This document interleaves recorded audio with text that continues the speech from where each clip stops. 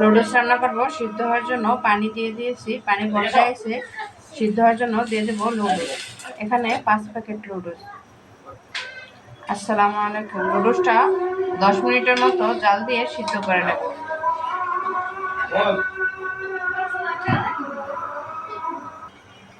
Noodles সিদ্ধ হয়ে গেছে, একটা ছাঁকনিতে ছাঁকে নেব। নুডলস রান্নার জন্য সয়াবিন তেল গরম হয়ে গেছে, দিয়ে দেবো চিংড়ি মাছ।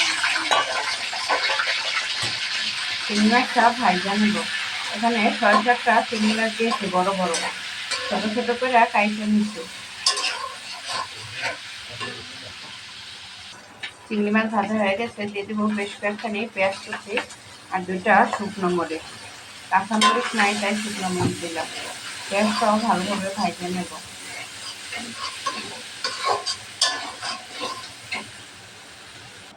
একটা টমেটো কুচি,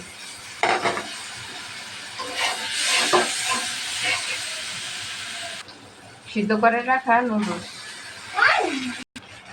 নুডলসের মশলা,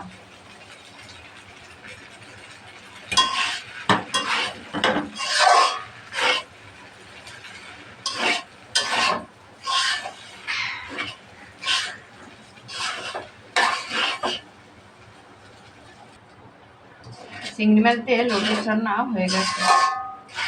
দেখুন নুডলসটা কত সুন্দর ঝরঝর রয়েছে।